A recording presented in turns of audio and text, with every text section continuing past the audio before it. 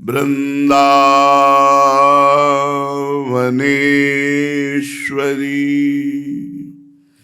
तवैव पदारविन्दम्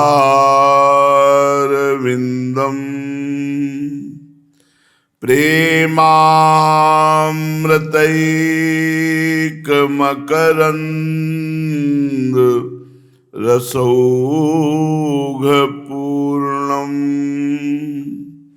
हृद्यर्पितं मधुपतेः स्मरतापमुग्रं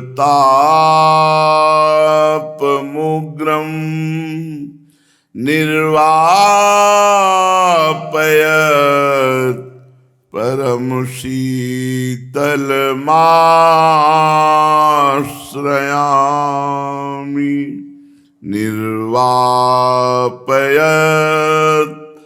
परमशीतलमाश्रयामि।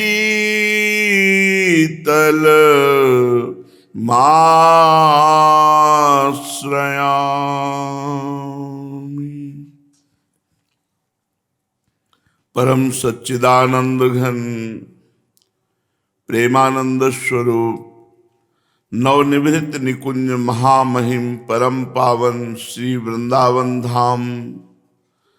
वृंदावन धाम के लाडिले युगल सरकार प्राणाराध्य प्राण प्रिय श्री प्रिया प्रीतम जो समस्त सहचरी वृंद खग मृग पशु पंछी तरुलता श्री यमुना रसरानी रजरानी समस्त ब्रजवासी परिकर के चरणों में कोटिशाह प्रणाम कोटिशाह नमन नमस्कार। हम श्री जी के हैं, हमारी श्री जी हैं। ये वृत्ति हर समय बनी रहनी चाहिए। ये जपना नहीं है, कहना नहीं है, ये वृत्ति बनी रहनी चाहिए। जैसे हम शरीर से तदात्म करने के कारण अपने को स्त्री या पुरुष, तो हम कभी जपते नहीं कि हम स्त्री हैं या जपते नहीं कि हम पुरुष हैं, पर कभी भूलते भी नहीं। ऐसे हम श्री जी के हैं, श्री जी हमारी हैं। हम किसी के नहीं, कोई हमारा नहीं। ये वृत्ति अंदर आ जाए तो बहुत उच्च कोटि की आध्यात्मिक यात्रा प्रारंभ हो जाए। फिर समझो, इसे जपना नहीं है, इसे बोलना नहीं है। बोलो, कोई निषेध नहीं है, लेकिन हम जो बोल रहे हैं वो इस भाव को बोल रहे हैं। जैसे हम शरीर भाव में अपने को स्त्री पुरुष कभी जपते नहीं, ध्यान नहीं धरते और कभी भूलते भी नहीं। जैसे सो के जगते हैं तो हमको ये जानना नहीं होता कि मैं पुरुष हूं कि स्त्री। स्वभाव में बैठा है, मैं पुरुष हूं, मैं स्त्री हूं। ऐसे ही हमारे स्वभाव में बैठ जाए कि मैं लाडली लाल की हूं, लाडली लाल मेरे हैं, लाडली लाल के सिवा मेरा कोई नहीं और लाडली लाल के सिवा मैं किसी का नहीं। ये बात अंदर स्वभाव में बैठ जाए तो बहुत जोर की बात है। इसी से सेवा सुख मिलता है श्री जी के चरणों का। यहाँ साधनाओं का तो प्रवेश नहीं है, यहाँ अपनेपन का, इस कोटि का अपनापन कि हे प्रियाजू आपके सिवा कोई हमारा नहीं, ये अंदर आ जाना चाहिए। और आपके सिवा मैं किसी का नहीं। अब इसकी जांच कर लो तो उत्तर मिलेगा, प्रियाजू के सिवा सब कुछ हमारा है। प्रियाजू के सिवा सबके हम, पत्नी के, पुत्र के, भाई के, मित्र के, परिवार के, पर प्रियाजू के नहीं। प्रियाजू के सिवा घर संपत्ति रुपया पैसा नाना प्रकार ये सब मेरा। और यहाँ अध्यात्म में इसका उल्टा एकदम है, ये सब मेरा नहीं, ये सब प्रभु का दिया हुआ है। सेवा संपादन करने के लिए, कर्मयोग की पूर्ति के लिए हमें ये सब सामग्री मिली है, प्रभु की तरफ से। जब हमारा किसी व्यक्ति, वस्तु, स्थान पर अपनापन नहीं रहेगा तो हम अपने आप जीवन मुक्त हो गए, क्योंकि जीवन मुक्त थे, जीवन मुक्त हैं, जीवन मुक्त रहेंगे। पर जीवन मुक्तता में जो बाधा है वो किसी भी एक व्यक्ति, एक वस्तु, एक स्थान पर मेरी है, बस ये बाधा है। कहीं अहमता ममता न रह जाए। संपूर्ण अहमता ममता प्रभु के चरणों में समर्पित हो जाए तो जीते जी मुक्त हो गए, जीवन मुक्त हो गए। बस ये वस्तुओं की ममता शक्ति, व्यक्तियों की ममता शक्ति, भोगों की ममता शक्ति, यही जीवन मुक्त नहीं होने दे रही। यद्यपि हम अब भी जीवन मुक्त हैं, कोई हमें नहीं बांधे, पर हमने स्वीकार किया है। वस्तु, व्यक्ति, स्थान की स्वीकृति को भगवत स्वीकृति से नष्ट कर दो। प्रियालाल के सिवा हमारा कोई नहीं, हम प्रियालाल के, प्रियालाल हमारे। ये बिल्कुल अंदर की बात समझ लो। भाई जी महाराज कहते हैं कि कोई समझे या ना समझे, सबसे हमारी समझ भली, ठाकुर नंद किशोर हमारे, ठकुराइन वृषभानु लली। ये बात हृदय में बैठ जाए, हमारी प्रिया जो, हमारे लाल जो, ये बैठा लो। इसी से भगवत प्राप्ति होती है। चाहे जितना बड़ा भजनानंदी हो, मूर्छा के समय, नींद के समय, मृत्यु के समय, इसमें केवल भगवत कृपा काम करती है, अपनी साधना नहीं। साधना तो बहुत जोर की कर रहे हैं भरत जी महाराज। चक्रवर्ती सम्राट पद त्याग कर राजा है, रानियों का त्याग करके राजा हैं, खजाना त्याग करके, प्रजा त्याग करके, गंडकी नदी के किनारे एकांत भजन में लगे हैं। लेकिन ममता हो गई हिरण से, तो अगला जन्म ममता ने हिरण का करवा दिया। हम प्रभु के हैं, प्रभु हमारे हैं, यही हमें भगवत प्राप्ति कराता है। साधन तो छूट सकते हैं, असाधन हमसे हो सकता है कि जो साधना के विपरीत भाव है उनको हम स्वीकार कर सकते हैं, क्योंकि हमारा गंदा स्वभाव रहा है। तो अब हमारी भगवत प्राप्ति होगी प्रभु के दिव्य आश्रय से। ये दिव्य आश्रय है, अलौकिक बात है।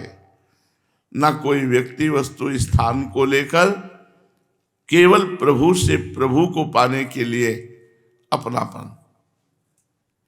केवल प्रभु से प्रभु को पाने के लिए अपनापन, इसी से भगवत प्राप्ति होती है। मान लीजिए हमारी बात, अपनापन जगत में है तो चाहे जितना साधन कर लो, भगवत प्राप्ति होने वाली नहीं।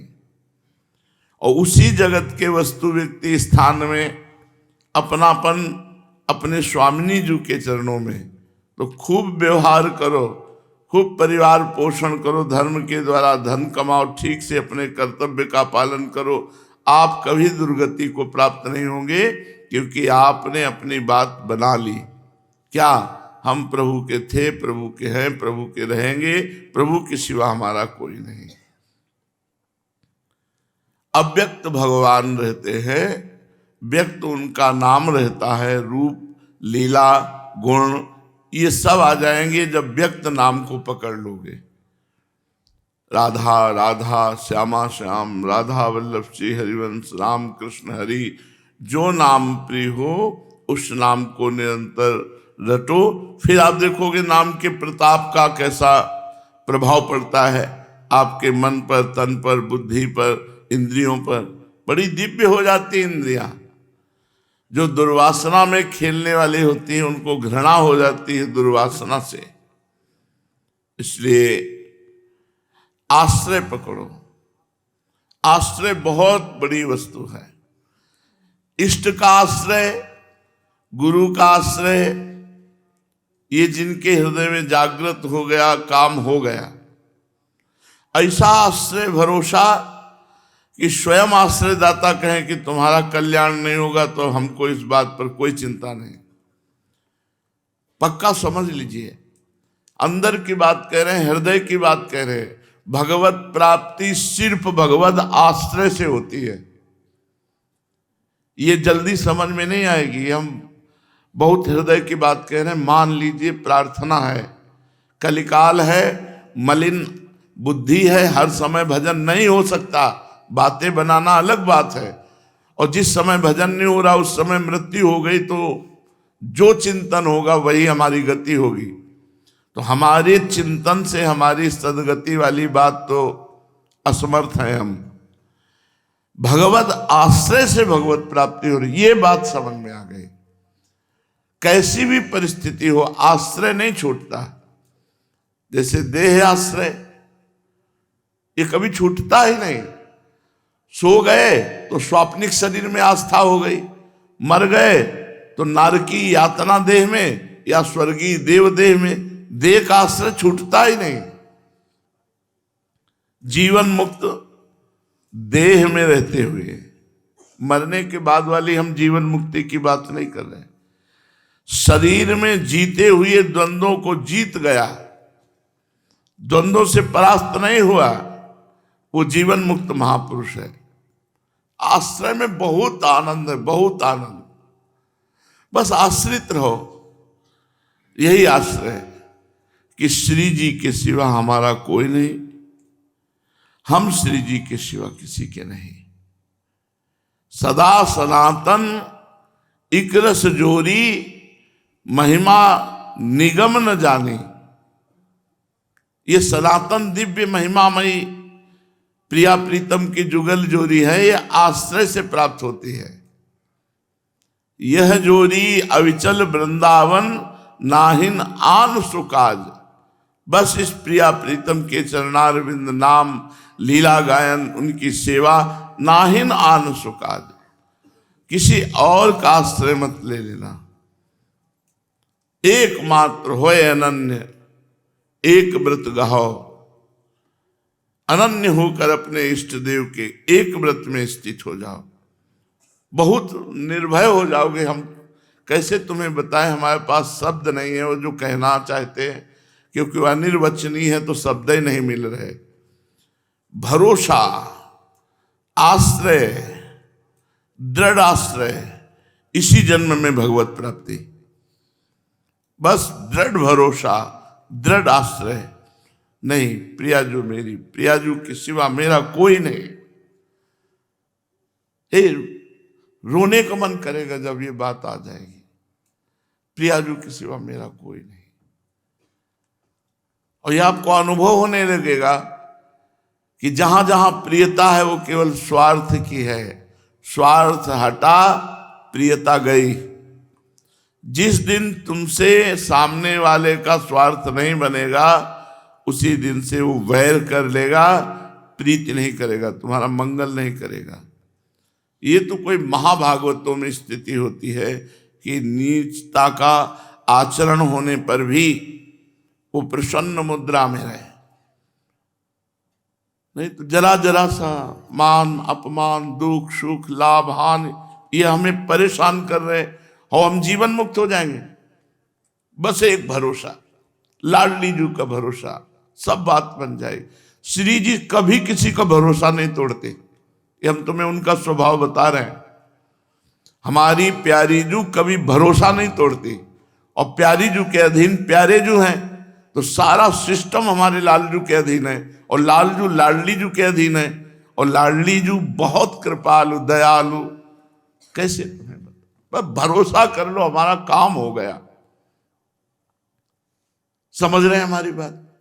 भरोसा कर लीजिए। ये हम आखिरी बात है, सब बातें तो भगवत चर्चा होती रहेंगी, ये हम हृदय की आखिरी बात कह रहे जिससे काम बनना है। ये मान लो हमारी बात, हृदय से कह रहा हूं, बिल्कुल श्री जी से मिल के कह रहा हूं ये बात, बिल्कुल वही बात कर रहा हूं। मान लो इस समय हमारी बात मान लो, वहीं से बात कर रहा हूं। महारानी जी का भरोसा मात्र भगवत प्राप्ति करा देगा। हमारे में ताकत नहीं कि हम अपनी साधना को इतनी उज्जवल बना सकें कि माया की मलिनता स्पर्श न कर पाए, हम अपनी चादर श्वेत की श्वेत धर दें जाके प्रभु के सामने। नहीं, मैली हो गई है चादर, भगवत प्राप्ति योग्य नहीं रह गई है। हमारी वासनाएं, हमारी इंद्रियां, हमारा मन बिल्कुल कूड़ा है, कूड़ा, भगवत योग्य नहीं है। भरोसा वो एक क्षण में हमारी बना देंगे बात। मेरे बनाए ना बनेगी कोटि कल्प लो, आपके बनाए बनेगी पल पाव में। बिल्कुल बात मान लीजिए, हम बिल्कुल कैसे तुम्हें बताएं, इस समय बस श्री जी का भरोसा हम देख रहे हैं, उनकी मुस्कुराहट, केवल भरोसा कर लो बस। और इस भरोसे में आंच ना आने पावे, ए तुम ठीक नहीं हो, तुम्हारा भजन ठीक नहीं है, तुम्हारा मन ठीक नहीं, तुम अशांत हो, तो तुम्हें उस समय सोचना मैं श्री जी के भरोसे पे हूं। मेरी महारानी जो मेरा कल्याण करेंगी, मेरा मंगल करेंगी, मुझे अपनी सेवा में ले लेंगी, मुझे इस जगत से महारानी जो पार करेंगी पक्का। ये हम अपने हृदय की बात कह रहे हैं। बिल्कुल सब साधन किए हुए, पर साधनों का भरोसा नहीं, भरोसा महारानी जी का। सब बात बन जाएगी अगर ये बात तुम्हारी पकड़ में आ जाए तो, सब बात बन जाएगी। हम बिल्कुल, अब कैसे बताए, इस समय जैसे बोल रहे, बस पकड़ लो हमारी बात। भरोसा श्री जी का अगर पकड़ पा रहे हो तो बस भरोसा। सब साधकों की साधना का, तपस्वियों की तपस्या का, योग की जितनी भी वृत्तियां हैं साधन की, सब का फल है एकमात्र इष्ट में भरोसा दृढ़ हो जाना। और वो हम प्रारंभ से तुम्हें कह रहे हैं, बस आश्रय है, वही आश्रय है, वही प्रपत्ति, वही शरणागति, वही भरोसा। ये माया का जो चरित्र है, ये भगवत कृपा से पार हो गए। हमारी सामर्थ्य नहीं इस प्रपंच पर विजय प्राप्त कर ले। मेढक खुले तौलने होना, जिंदगी में नहीं तौल पाओगे। 10 रखोगे 2 निकल जाएंगे, 2 संभालोगे 4 निकल जाएंगे। ये हमारी दशा है, हम तुम सबकी। प्रहलाद जी कह रहे हैं कि जैसे बहुत सी पत्नियां हों और एक पति शयन गृह की तरफ एक घसीट रही, दूसरी घसीट रही, तीसरी, उसकी क्या दुर्दशा होगी, वैसे हे नृसिंह, ये हमारी 10 इंद्रियां और एक मन मिल करके हमको घसीट रहे, बार बार बार बार बार बार प्रकृति की तरफ, माया की तरफ। केवल बातें बनाना अलग चीज है, माया पर विजय प्राप्त करना बहुत कठिन बात है। ये केवल इनके भरोसे से होगा। अगर तुम्हारी समझ में आ रही हो इस समय की बात, तो निश्चिंत हो जाओ प्यारी जू के भरोसे पर। हम ये नहीं कह रहे कि निश्चिंत होकर पापाचरण करो, कर ही नहीं सकते जब प्यारी जू का भरोसा है। चिंता मत करो, जितना बने उतना भजन करो। नहीं, जब भजन ना हो उस समय बैठ जाओ, मैं श्री जी का हूं, श्री जी मेरी हैं, मैं भरोसे पे हूं लाडली जू। आज तक हमने सुना है कि आपका जिसने भरोसा लिया, आपने भरोसा नहीं तोड़ा, मैं आपके भरोसे पे हूं, बस हो गया काम। दृढ़ भरोसा, दृढ़ भरोसा, बस दृढ़ भरोसा ये हमारे इस समय गूंज रहा है दिमाग में। दृढ़ भरोसा, महारानी जी का हूं, प्रिया जी का हूं। संबंध गुरु जी के द्वारा मिलता है, भरोसा अपना होता है। जैसे हमारा संबंध श्री जी की, मैं सहचरी हूं, ये मेरी सोच नहीं है, ये मेरा भाव नहीं है, मेरे गुरुदेव ने दिया है। जब गुरुदेव ने दिया है तो इष्ट को बरबस ये संबंध स्वीकार करना ही पड़ेगा। वो अपनी बात पीछे रख देते हैं, अपने प्रेमी जनों की बात पहले रखते हैं। तो हमारे गुरुदेव ने हमको ये भाव दिया, इस पर तो मुझे चिंता ही नहीं है, क्योंकि देने वाले ने दिया है, स्वीकार करने वाले को स्वीकार करना होगा। इष्ट ने दिया है मुझे सहचरी भाव, गुरु रूप आकर के, और इष्ट रूप में स्वीकार किया है सहचरी भाव। लेकिन भरोसा ये हमारा है, ये हमारी तरफ से है। अगर इसमें कमी हुई तो बात नहीं बनेगी। भरोसा बिल्कुल दृढ़ होना चाहिए। ऐसे ऐसे लक्षणों वालों को श्री जी कृपा नहीं करते, हमें नहीं माननी बात। हम किसी लक्षण से भरोसा नहीं किए, हम तो वैसे कुलक्षणी हैं, तब भरोसा किए कि मुझ जैसे लक्षणहीन पर भी लाडली जू कृपा करेंगी, तभी उनकी महिमा है। बस ये बात स्वीकार करो, भगवत प्राप्ति बिल्कुल सहज है। इस यही एक हृदय की हमारी शुरू से बात रही है। कभी कभी जब आनंद में पद्मासन में बैठे हुए प्रफुल्लित होते हैं, मुरारी शरण आ जाते, तब कहते सुन सुन, भाई यही कहते हैं, दृढ़ विश्वास कर ले, दृढ़ भरोसा कर ले, इसी से भगवत प्राप्ति हो जाएगी। कोई साधन ना होने पर भी जिसने प्रभु का भरोसा किया, भगवान की प्राप्ति हो गई, भगवान की प्राप्ति हो गई। आगे पड़ा जटायु देखा, सुमिरत राम चरण की रेखा। दृढ़ भरोसा भगवान का था, आएंगे अंतिम समय भगवान अपने कर कमल से हमारा अंतिम संस्कार करेंगे। भगवान आए, जटायु को गोद में लिया और कहा, तात आज्ञा करो तो अभी तुम्हारे शरीर को वज्र के समान बना दूं। कहा, नहीं प्रभु नहीं। बड़े बड़े ऋषि मुनि इसी समय की याचना करते हैं और आज वो समय हम खो दें। नहीं प्रभु, मैं शरीर रखना नहीं चाहता। भगवान ने वो परम पद प्रदान किया जो केवल उनकी कृपा से ही मिलता है और किसी साधना से नहीं। तत्काल हरि रूप धारण करके गीत परम धाम को गए, और जो दशरथ जी को सौभाग्य नहीं मिला, वो जटायु जी को सौभाग्य मिला। जटायु जी को अपने कर कमल से अंतिम संस्कार भगवान श्री राम कर रहे। भरोसा, गोस्वामी जी बहुत जोर से कह रहे, एक भरोसो, एक बल, एक आस विश्वास। भरोसा बैठा लो, ये बात बैठालने की, भाई कुछ बातें होती करने की, कुछ बातें होती होने की। ये होने की बात है, इसे स्वीकार कर लो, सब बात बन जाएगी। मूल में देखा जाता है, मूल में देखा जाता है, इसका भरोसा कहाँ है? साधना पे है, रुपया पे है, लोगों पे है, कहाँ है? अपबल, तपबल और बाहुबल, चौथो बल है दाम। सूर किशोर कृपाते सब बलहारे को हरि नाम। सुनेरी मैंने निर्बल के बलराम। भरोसा, जिस समय हृदय में केवल भरोसा जागृत हो जाए, आप देखेंगे आनंद की बाढ़ आ जाएगी। ये सब साधन एक तरफ, भरोसा एक तरफ। कभी एकांत में बैठकर भरोसे का चिंतन करो ना, मैं प्रभु के भरोसे हूं। आप देखना कितना आपको आनंद मिलेगा। आनंद सिंधु का भरोसा, अच्छा उनको कोई बताने की जरूरत थोड़ी है। आपके अंदर जो भरोसा भाव उठा, वही वो बैठे हुए हैं। सही पूछो तो वही दे रहे हैं, तभी ये भरोसे का भाव आ रहा है। हम श्री जी के हैं, कितनी बड़ी बात हो गई। हम महारानी जी के हैं, श्री जी हमारी हैं। अब देखना तो इसका फल देखना, इस वृत्ति का फल देखना। ये हमारे प्रभु प्रेरित कर रहे हैं। सौभाग्यशाली जन इस बात को सुन रहे हैं और महासौभाग्यशाली जन इस बात को पकड़ पाएंगे कि हम कह क्या रहे हैं, हमारा कहने का आशय क्या है, हम अंदर से क्या चाह रहे हैं। बहुत जल्दी आप निर्भय हो जाएंगे, निश्चिंत हो जाएंगे, निशोक हो जाएंगे। भरोसा,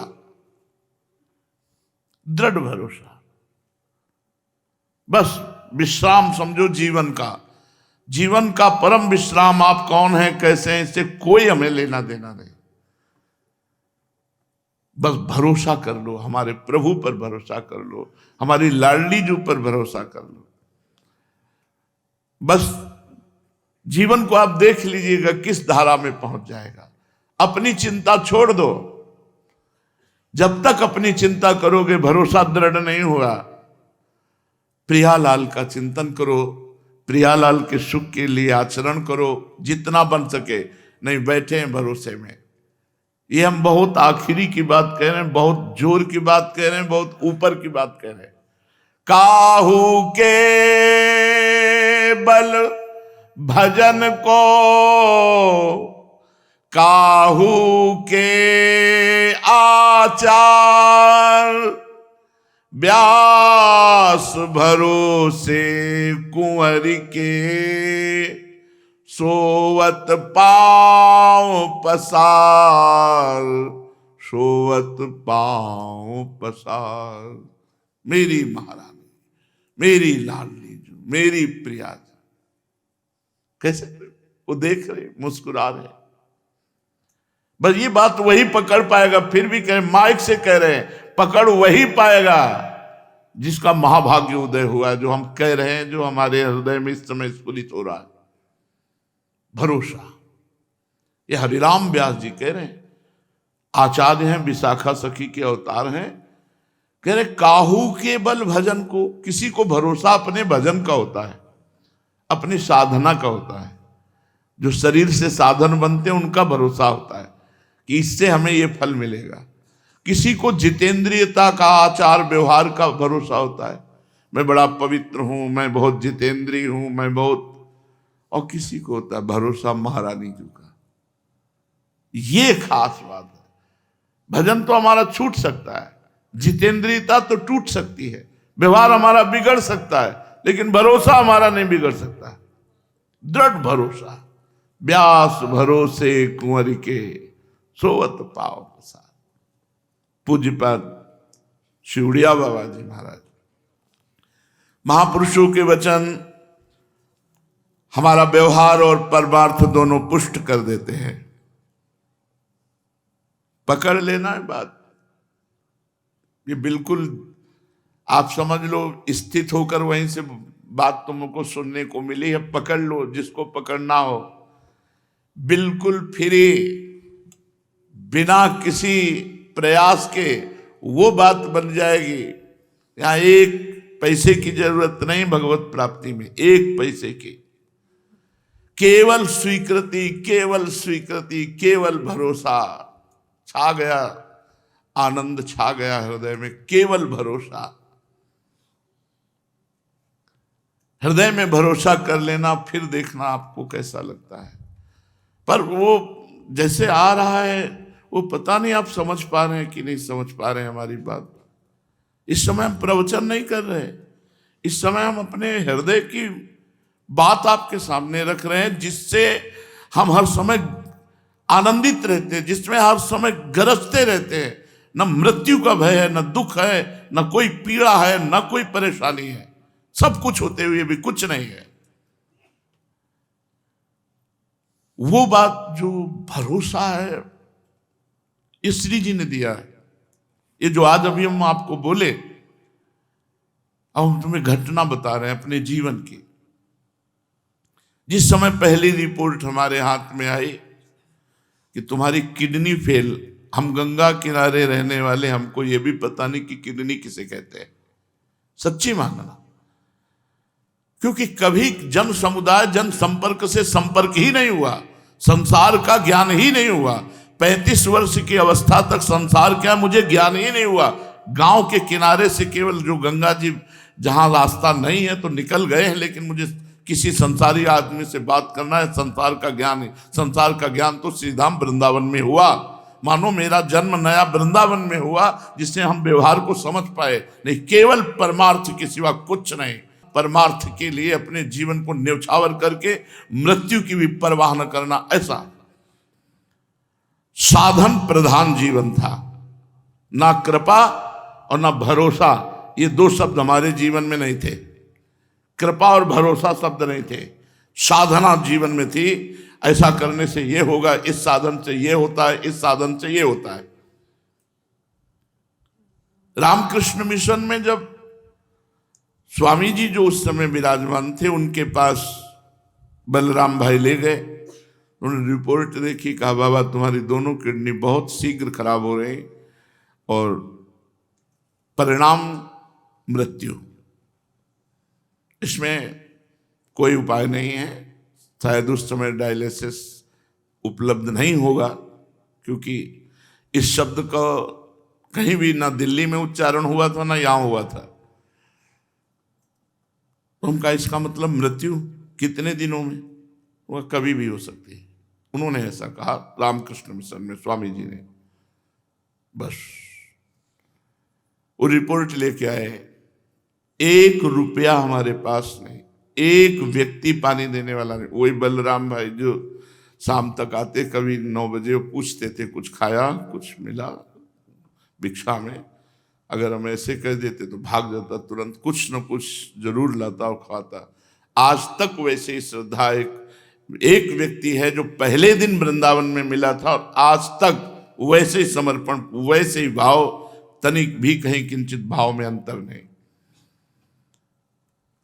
सुधा निधि का पाठ शाम के करते थे, चतुरासी जी सेवकवाणी का पाठ सुबह करते थे। 1.25 घंटा सेवकवाणी, 1.25 घंटा चतुरासी जी, और 2 घंटा लगभग सुधा निधि। सुधा निधि का गान कर रहे थे 4 बजे।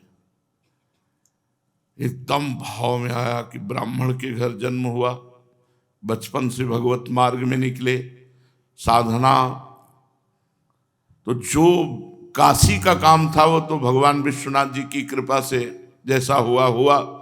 अब वृंदावन के कार्य में तो अभी अधूरा हूं।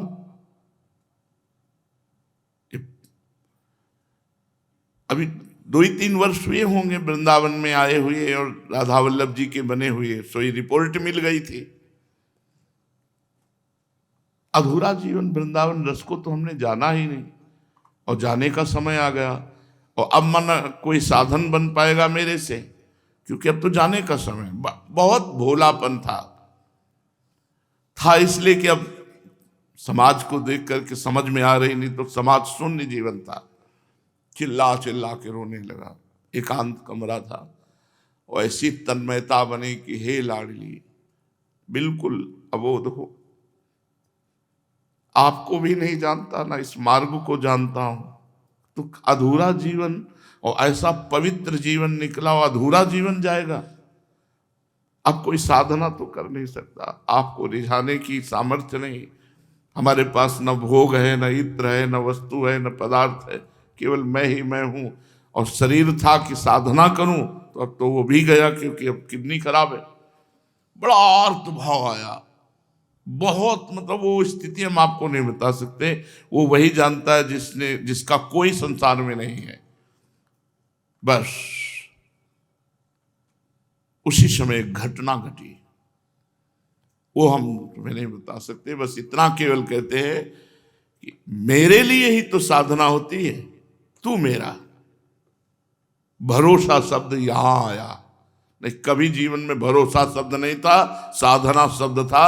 पद्मासन, जितेंद्रियता, पवित्रता, ब्रह्मचर्य, निष्ठा, भजन, साधन, इसी से हम जीवन मुक्त हो जाएंगे। बस फिर उस दिन से जो बेपरवाही हमारे अंदर आई, मस्ती आई, तो हम तो मनाते हैं कि धन्य है ये किडनी जो फेल हो गई तो हमें पास कर दिया। हमारा भरोसा महारानी जी ने, बस उस दिन से वही बढ़ता चला जा रहा था भरोसा। उसी भरोसे का ये सब जो कुछ आप देख रहे हो सब उसी भरोसे का है, और करता धरता वो वही हम आपको दे रहे हैं। भरोसा, महारानी जी का भरोसा, हृदय से भरोसा बैठ जाए, बस बेपरवाह। मेरे लिए ही तो है ना, मैं कह रहा हूं तू मेरी, बस भरोसा जागृत हो गया। अच्छा, आपको श्री जी ने कहा तो आपको भरोसा हो गया, लेकिन मेरे तो आप प्रश्न कर, तो कौन कहला रहा है? कौन कहला रहा है? अगर तुम संत मानते हो, भक्त मानते हो, गुरु मानते हो, जो भी तुम्हारे अंदर भाव है, कोई भेद नहीं। भक्ति भक्त भगवंत गुरु चतुर नाम बपु एक, इनके पद बंधन किए नासत विघ्न अनेक। मान लो मेरी महारानी जो बोल रही, मेरे लिए सिर्फ मेरी महारानी जो बोल रहे कि मेरा भरोसा कर ले। मेरे गुरुदेव के रूप में मेरी महारानी बोल रहे, इस संत के रूप में महारानी बोल रहे, इस भक्त के रूप में महारानी बोल रहे। मान लो अभी निहाल हो जाओगे। इस शरीर का पांच भौतिक नाशवान मलमूत्र का भांड, इससे हम साधना करके श्री जी को रिझा पावे। बस आप रीझ जाओ, अपने से रीझ जाओ। और वो रीझ चुकी है, अगर वो रीझ चुकी ना होती तो हम यहां बैठे हुए चर्चा ना कर रहे होते, ना आप सुन रहे होते। यहां वृंदावन में प्रवेश पाना श्री किशोरी जी की कृपा से है, वृंदा देवी की कृपा से है। भरोसा। पूज्यपाद सूर्या बाबा जी महाराज, बाबा आजकल जिसको देखो वो पतन की तरफ ही चला जा रहा है। क्यों? क्योंकि उत्तर, असत पुरुषों का दर्शन, संभाषण, स्पर्श, इससे पाप बढ़ता है, मन मलिन होता है। ध्रुवदास जी ने भी कहा है कि धाम, प्रिया प्रीतम, इनके प्रति जिनके हृदय में प्रियता ना हो, ऐसों का स्पर्श ना करे। वृंदावन के वास को जिनके नाय हुलास, तिनको परस न कीजिए, तज ध्रुव तिनको पास। श्री ध्रुवदास जी महाराज कह रहे हैं कि जो अगर धामवास की उल्लास वृत्ति नहीं है तो ऐसे लोगों का स्पर्श नहीं करना चाहिए। जो भगवत विमुख हैं, पापाचरण करते हैं, उनसे संभाषण करने से, उनका स्पर्श करने से, उनके साथ खान पान करने से, अगर आप भजनानंदी हो तो भजन का तेज नष्ट हो जाएगा, बुद्धि मलिन हो जाएगी। और भजनानंदी नहीं तो और बुद्धि भ्रष्ट हो जाएगी। जहां तहां के पावने भजन तेज घट जाए, जहां जहां जैसा भोजन मिला वैसा खा लिया, जैसे लोग मिले हंसे खेले बात किए, ये साधक की दृष्टि नहीं है। यदि असत पुरुषों का दर्शन, स्पर्श, संभाषण किया जाए तो पापों की वृद्धि होती है। यदि पुण्यात्मा महात्माओं का दर्शन किया जाए, संभाषण किया जाए, स्पर्श हो जाए तो पुण्य की वृद्धि होती है, पवित्रता आती है। इसी से हमारे यहां पाप कर्म बढ़ते चले जा रहे हैं, क्योंकि अधिक संग असत आचरण करने वाले दुरात्माओं का मिलता है। सत आचरण करने वाले महात्माओं का तो बिरला ही। जब द्रवहि दीन दयालु राघो तो साधु संगति पाइए। जब भगवान द्रवित होते हैं तब भक्तों का संग, संतों का संग मिलता है। सुत दाराधन लक्ष्मी पापियों के घर होए, संत समागम हरि कथा तुलसी दुर्लभ दोए। आजकल तो इन बातों को भी सत्य नहीं मानते हैं, शास्त्रों को भी सत्य नहीं मानते हैं।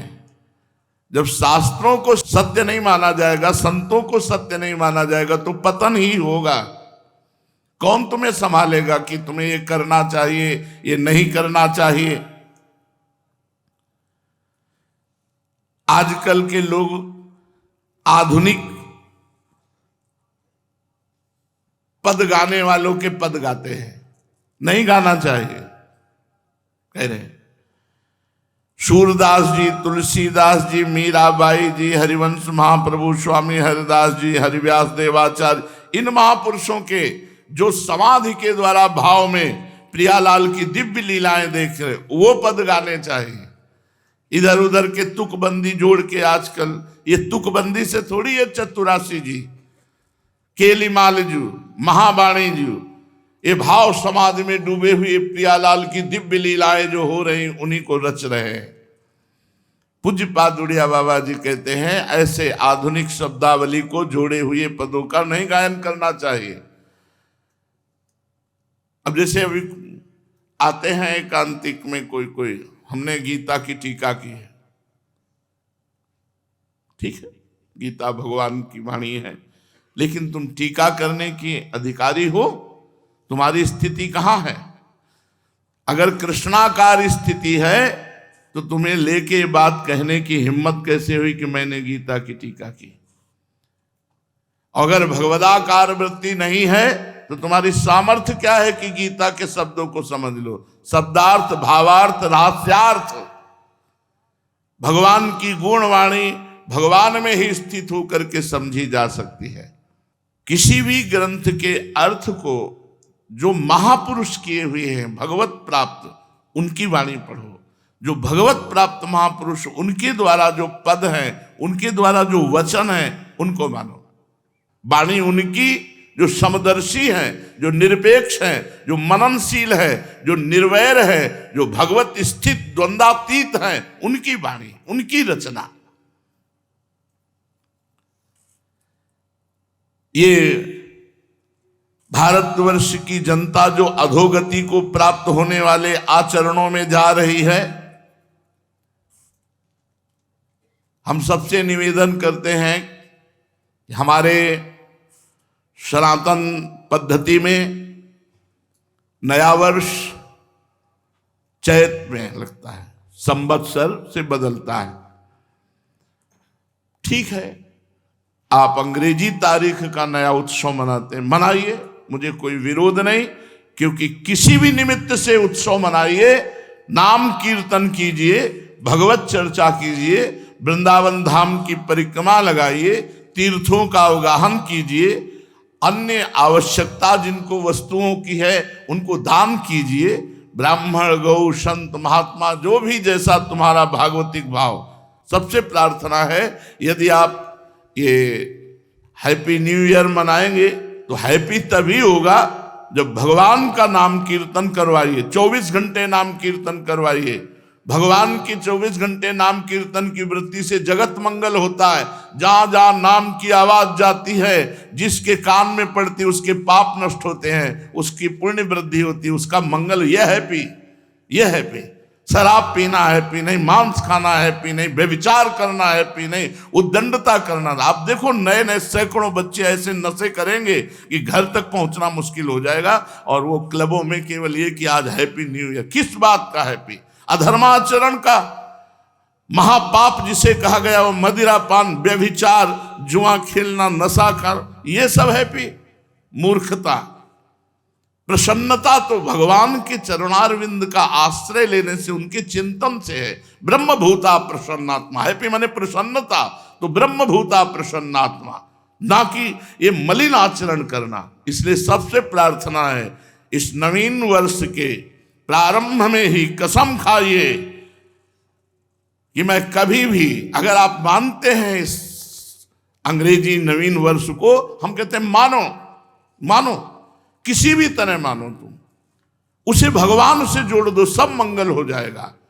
कभी भी किसी भी स्थिति में मैं कभी पराई माता बहनों के साथ व्यभिचार नहीं करूंगा।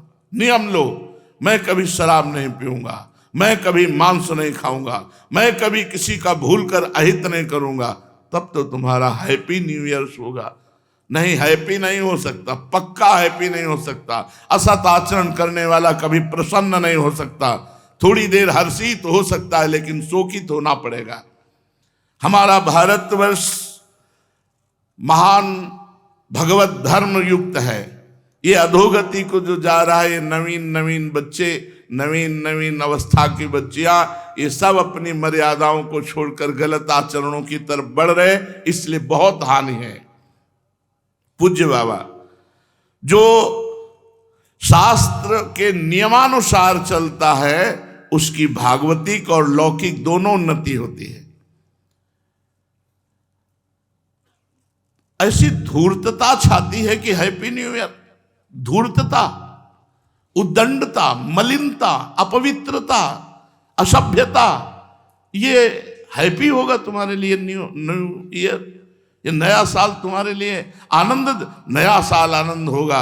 घी का दीपक जला करके कलश में रखो और नियम लो कि आज से मैं असत आचरण नहीं करूंगा। 24 घंटे नाम कीर्तन करो, सुंदर सुंदर भोग पकवान बनाओ, भगवान को भोग लगाओ, 10-20 भूखे को पवाओ, सर्दी का समय 10-20 कंबल खरीदो, फुटपाथ में जो सो रहे हैं उनको बांटो और कहो हैप्पी न्यू ईयर। माना तुम्हारी हैप्पी न्यू ईयर हो गया। भगवत संबंध से संकल्प करो, आज से कभी असत आचरण नहीं करेंगे, तो ये बात समझ में आएगी। ये मलिनता के आचरण करने वाले कभी हैप्पी रह सकते हैं? आज हैप्पी मना लो, कल डिप्रेशन में जाओगे क्योंकि पाप आचरण कर रहे हो। ये तुम्हें ऐसी जगह ले जाएंगे जहां शोक, चिंता, भय, उद्विग्नता, अशांति, जन्म, मृत्यु, ये सब होगा। इसलिए अपने वास्तविक भारत देश का जो हैप्पी न्यू ईयर है वो है संवत्सर। जब संवत्सर बदलता है, चैत की शुक्ल प्रतिपदा, वो हैप्पी न्यू ईयर। लेकिन आप मनाते हो, मनाओ, हम भी आपके में सम्मिलित हैं, पर नाम कीर्तन करो, भगवत यश चर्चा करो, भगवत साधन करो, गौ सेवा करो कि आज साल का नया दिन है, आज 5000 गायों को भोजन पवाएंगे, आज 5000 गरीबों को भोजन पवाएंगे, आज हम अस्पताल में जाके 5000 रुपया देंगे कि किसी गरीब की सेवा में हमारी जितनी सामर्थ्य है हम उतना ऐसा करेंगे। ये नहीं कि 50,000 की शराब पी के लड़खड़ाते हुए आ रहे हो कि हैप्पी न्यू ईयर। ये गंदी बात अगर हमारी आवाज कान में पहुंच रही है तो आप वृंदावन में बैठे हो या जहां भी हो, हमारी आवाज का अगर जरा भी आप आदर करते हैं, श्रद्धा करते हैं, तो आप कोई भी गलत आचरण नहीं करेंगे। नियम लें। पूज्य बाबा हमें जैसे रोग होने पर डॉक्टर की जरूरत है, ऐसे बुद्धि भ्रष्ट होने पर बुद्धि को शुद्ध करने के लिए हमें गुरु की जरूरत है, हमें संत की जरूरत है। अगर हमारे देश में भगवत प्राप्त महान संत ना हो तो जो पापाचरण हो रहा है ये किसी को भी शांति ना होने दे, किसी को भी चैन से ना रहने दे। पर वो तो संतों की कृपा है, भजन करके सर्वे भवन्तु सुखिना सर्वे संत निरामया, ऐसा तो आनंदमय जीवन, सुखमय जीवन। पाप करते हुए भी पृथ्वी फट नहीं रही, आकाश हमको अवकाश दे रहा है, वायु हमको जीवन दे रही, जल हमको जीवन दे रहा है, लेकिन अगर ज्यादा बढ़ता चला जाएगा तो ये सब दूषित होते चले जाएंगे। इसलिए हम अपने आचरणों को सुधारें, अपने पापाचरण को सुधारें, भगवान नाम से जुड़े, भगवत महिमा से जुड़े, तो हमारा जीवन पवित्र होगा, हृदय आनंदित होगा। चलते हैं श्रीमद् भागवत महापुराण। भगवान श्री कृष्णचंद्र जी ने जब द्वारिका लीला का विस्तार किया तो अष्टपट रानियों को स्वीकार किया। प्रथम श्री रुक्मिणी जी, द्वितीय श्री जाम्बवती जी, तृतीय तीसरी श्री सत्यभामा जी, चौथी श्री कालिंदी जी, पांचवी श्री मित्रविंदा जी, और छठवीं नागनिजिति सत्या जी, और सातवीं भद्रा जी, और आठवीं लक्ष्मणा जी। ये 8 पटरानियां भगवान की। राजा परीक्षित ने पूछा, भगवान श्री कृष्ण ने भौमासुर को, जिसने राजकुमारियों को बंदी गृह में डाल रखा था, क्यों और कैसे मारा? आप कृपा करके भगवान श्री कृष्ण का ये पावन चरित्र हमें सुनाइए। श्री सुखदेव जी ने कहा, परीक्षित, भौमासुर ने अपने बल से वरुण भगवान के छत्र का अपहरण कर लिया, और सबसे बड़ी बात यह थी कि देव माता अदिति के कुंडल छीन लिए जाके। महाबली था भौमासुर। यह असंभव बात त्रिभुवन में अभी तक किसी ने ऐसा नहीं किया था कि परम पवित्र जगत बंदनी देव माता अदिति के कुंडल छीन लिए, वरुण जी का छत्र छीन लिया, और सुमेरु पर्वत पर मणि पर्वत नाम का एक स्थान अपने कब्जे में कर लिया।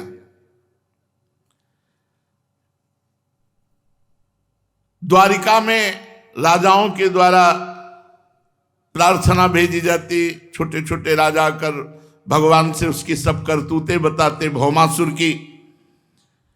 भगवान श्री कृष्णचंद्र जी ने विचार किया कि बहुत हो गया इसका पापाचरण। जब घड़ा भर जाता है तो फिर उसको फूटना ही पड़ता है। भगवान ने निश्चय किया कि इसका वध करना पड़ेगा। सब सूचनाएं मिलती, किसी भी योनि की किसी भी जीव को कहीं भी जहां ये ज्यादा हाहाकार मचा देता, क्योंकि इसकी मृत्यु सिर्फ भगवान से, दूसरा कोई मार नहीं सकता। जहां जाता वहां आतंक फैलाए हुए था भौमा, और जहां ये रह रहा था ऐसी व्यवस्था थी कि वायु भी बिना आज्ञा के प्रवेश नहीं कर सकती है, ऐसा ताकतवर भौमासुर। 16,100 कुमारियां जो जिनका ब्याह नहीं हुआ था, ऐसी राजकुमारियां अपहरण करके बंद किए हुए था। ये पूरे त्रिभुवन में जहां कोई सुंदरी नौकन्या दिखाई देती, शायद भगवान का कार्य पूरा कर रहा था। पृथ्वी का अवतार सत्यभामा जी हैं और ये भौमासुर भूमि का पुत्र है। तो सत्यभामा जी से कहा बैठो गरुड़ पर आगे, आज तुम्हारे सामने ही तुम्हारे पुत्र का वध करूंगा। मानो ये संबोधन करने के लिए कि बाद में भूमि अवतार है, कहीं रुष्ट ना हो जाए। तो कहा बैठो, जब तुम ही कहोगे कि मारो प्रभु इसको, तब हम मारेंगे। तो गरुड़ पर सत्यभामा जी को बैठाला। प्राग ज्योतिषपुर ये इसकी राजधानी थी। भगवान गरुड़ जी को आदेश किया। प्राग ज्योतिषपुर में प्रवेश करना बहुत कठिन था। पहले तो चारों ओर जुड़े हुए पहाड़ों की किलेबंदी थी, उसके बाद दिव्यास्त्रों का घेरा था कि आप प्रवेश करेंगे तो आपको काट डालेंगे दिव्यास्त्र, चलाने की जरूरत नहीं है। इसके बाद जल की खाई थी, उसके बाद बिजली की चार दीवारी थी, इसके बाद जहरीली गैस की चार दीवारी थी, इसके बाद मुर दैत्य ने चारों ओर 10,000 घोर दिखाई ना देने वाले फंदे में जाल, कोई भी चले फंस गए।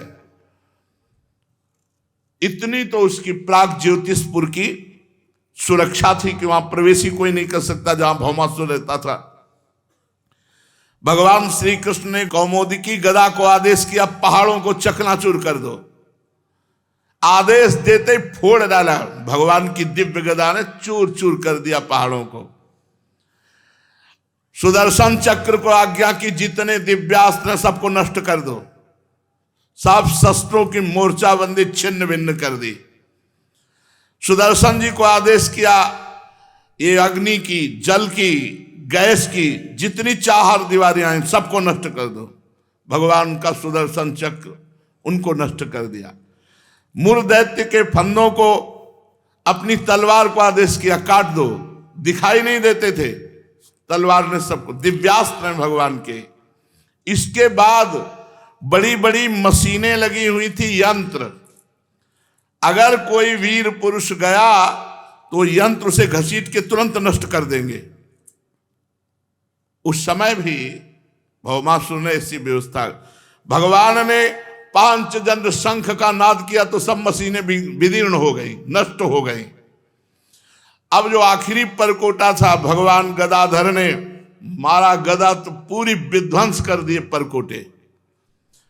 जब 5 जन्म शंख की ऐसी धुनी हुई, प्रलय कालीन बिजली कड़क रही हो मानो, तो मुर दैत्य आखिरी रक्षा में था। प्रवेश करने के लिए मुर दैत्य को मारना आवश्यक था। वो जाग पड़ा, शंख ध्वनि सुनकर निकल आया। मुर दैत्य के 5 सिर थे, 5 सिर। वो जल में पड़े सोता रहता था क्योंकि कोई आ ही नहीं सकता वहां। प्रलय कालीन सूर्य और अग्नि के प्रचंड तेज के समान 5 खोपड़ी वाला मुर दैत्य, बड़ा भयंकर, कोई आंख उठाकर उसकी तरफ देख नहीं सकता था। उसने त्रिशूल उठाया और गरुड़ जी पर प्रहार किया। भगवान गरुड़ जी पर विराजमान थे, आगे सत्यभामा जी। ऐसा मालूम हुआ वो 5 मुख से अब त्रिलोकी को निगल जाएगा। जब गरुड़ जी पर त्रिशूल चलाया और 5 मुखों से सिंहनाद किया, सिंहनाद थरथरा दिया भूमंडल को। भगवान ने देखा कि मुर दैत्य का त्रिशूल गरुड़ जी की ओर आ रहा है, तो बड़ा हस्त कौशल दिखाते हुए सारंग धनुष से 2 बाण मारे कि त्रिशूल काटकर गिरा दिया। और मुर दैत्य के मुखों को भगवान ने बाणों से भर दिया। 5 मुख अट्टहास किया ना, 5 को बाणों से भर दिया। अब वो दैत्य बड़ा क्रुद्ध हुआ और अपनी गदा उठाई और भगवान पर प्रहार किया। परंतु गदाधर भगवान ने वो गदा उनके समीप पहुंचे, इसके पहले ही अपनी गदा से उस गदा को नष्ट कर दिया।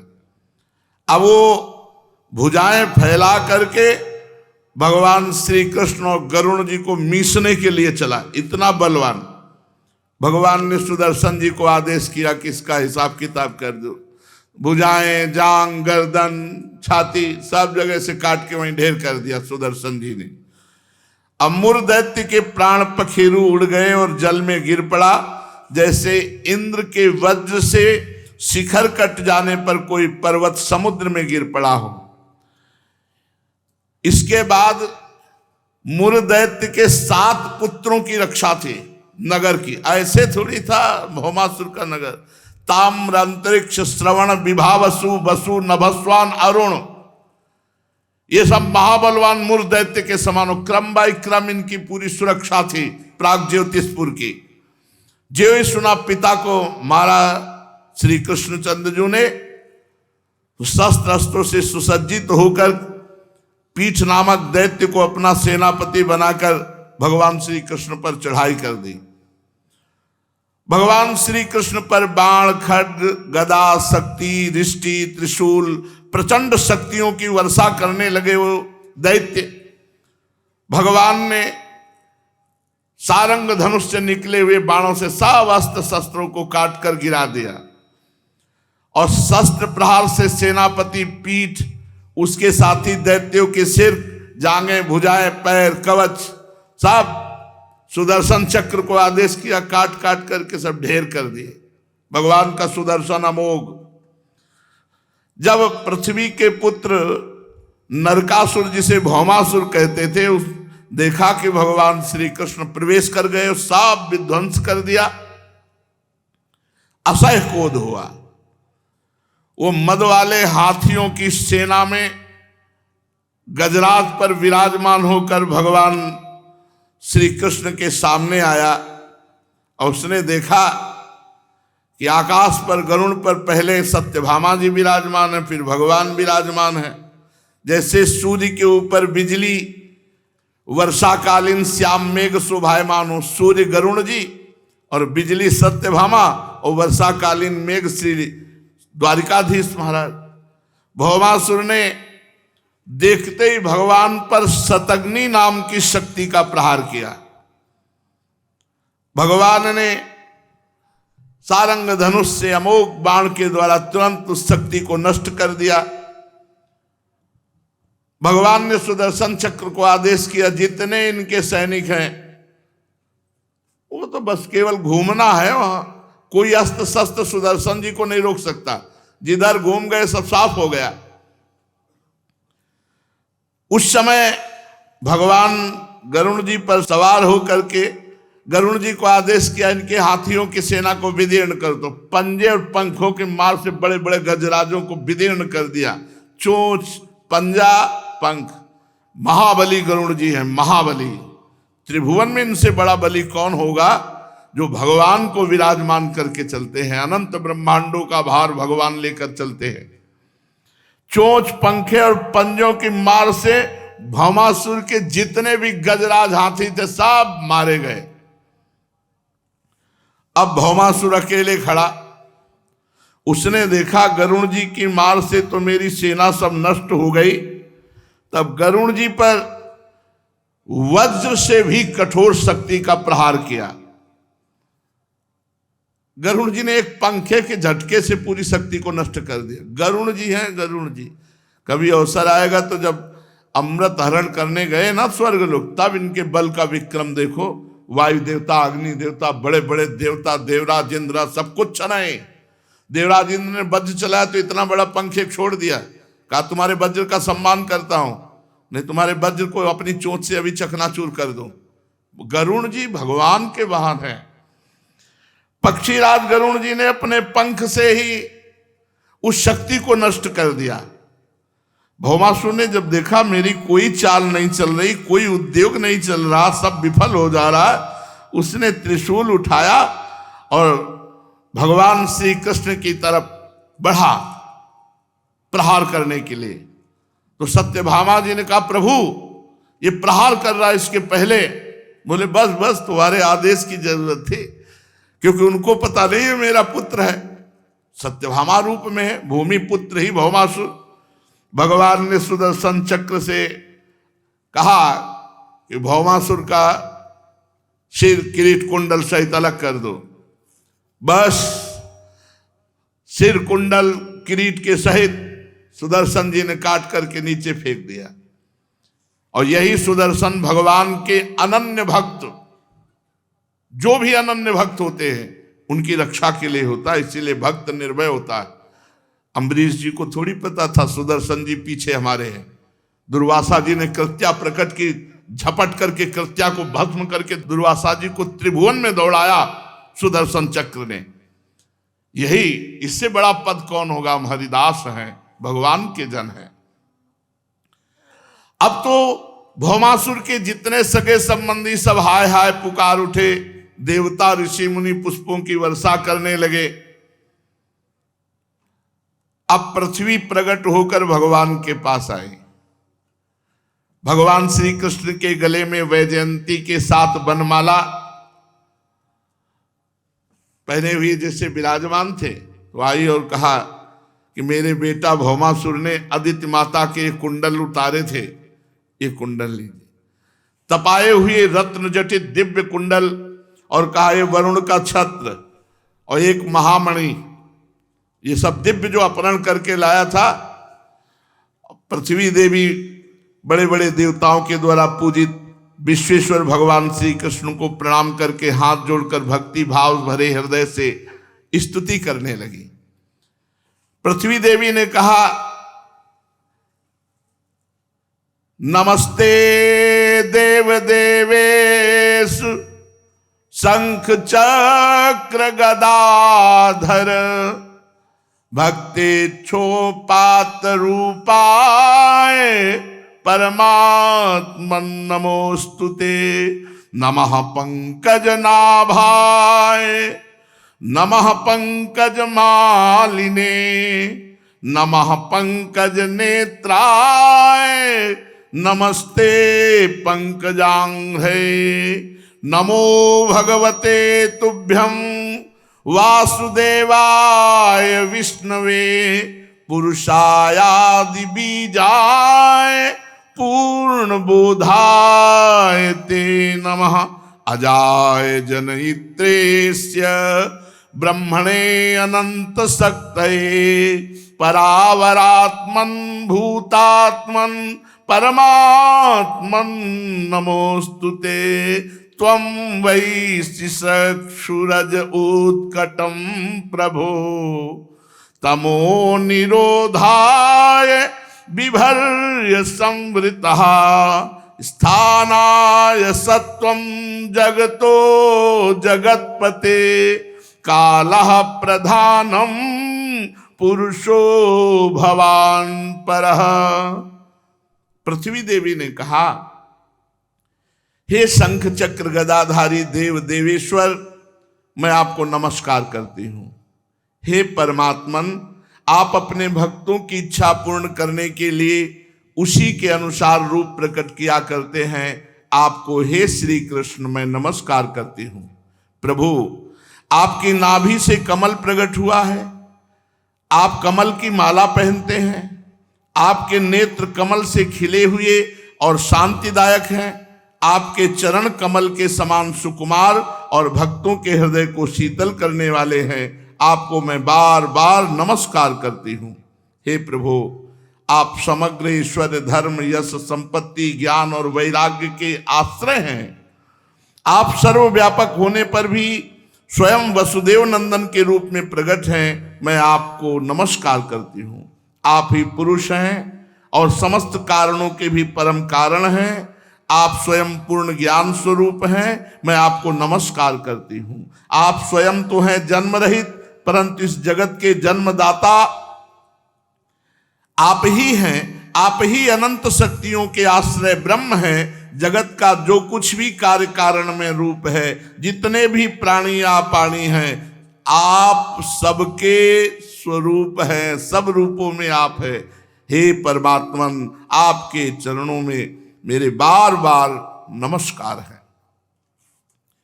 प्रभु श्री कृष्ण जब आप जगत की रक्षा करना चाहते हैं तब रजोगुण को, और जब इसका प्रलय करना चाहते हैं तब तमोगुण को, और जब इसका पालन करना चाहते हैं तो सतोगुण को स्वीकार करते हैं।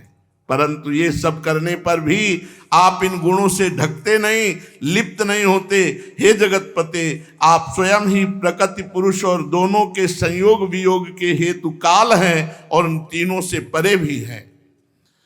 भगवान में पृथ्वी जल अग्नि वायु आकाश पंच तन्मात्राएं मन इंद्रियां और इनके अधिष्ठात्र देवता अहंकार और महातत्व, कहां तक कहूं ये संपूर्ण चराचर जगत आपके अद्वितीय स्वरूप में भ्रम के कारण ही पृथक प्रतीत हो रहा है, नहीं तो आप ही आप हैं। भ्रम के कारण पृथक प्रतीत हो रहा है। हे शरणागत भय भंजन प्रभु, मेरे पुत्र भौमासुर को तो आपने कृपा करके परम पद प्रदान किया। अब मेरे पुत्र भौमासुर का पुत्र ये भगदत्त बहुत भयभीत हो रहा है। मैं इसे आपके चरण कमलों की शरण में ले आई हूं। प्रभु आप इसकी रक्षा कीजिए, इसके सिर पर अपना वह कर कमल रखिए जो सारे जगत के समस्त पाप तापों को नष्ट करने वाला है। परीक्षित, जब पृथ्वी ने भक्ति भाव से विनम्र होकर इस प्रकार भगवान श्री कृष्ण की स्तुति प्रार्थना की, तब उन्होंने भौमासुर के पुत्र भगदत्त को अभयदान दिया और भौमासुर के समस्त संपत्तियों से संपन्न महल में प्रवेश किया। वहां जब महल को खुलवाया तो भौमासुर ने बलपूर्वक राजाओं से 16,100 राजकुमारियां छीनकर कैद कर रखी थी। जब भगवान ने उन राजकुमारियों को मुक्त किया तो सब पहला दर्शन भगवान श्री कृष्ण का कर रही। जब से बंद हुई, देखते ही सम्मोहित हो गई और उन्होंने मन ही मन ये संकल्प किया कि आज तक मैंने कभी कोई साधना की हो, व्रत किया हो, उपवास किया हो, नियम किया हो तो भगवान श्री कृष्ण मुझे पति रूप में प्राप्त हो। मन ही मन भगवान को अपने परम प्रीतम पति के रूप में वर्ण कर लिया। राजकुमारियों ने 16,100 ने प्रत्येक अलग अलग ये संकल्प किया कि श्री कृष्ण मेरे पति हों। हे विधाता, मेरी इस अभिलाषा को पूर्ण करो। और सब ने भगवान के चरणों में प्रणाम किया, भगवान के चरणों का आश्रय लिया। और भगवान सबके मन की बात जानने वाले हैं। भगवान ने उन राजकुमारियों से कहा, तुम निर्भय हो जाओ और तुमने जो कामना की है उसकी तुम्हें प्राप्ति होगी। और सबको सुंदर सुंदर वस्त्र पहनाने का आदेश किया। दासियों ने सुंदर वस्त्र पहनाए।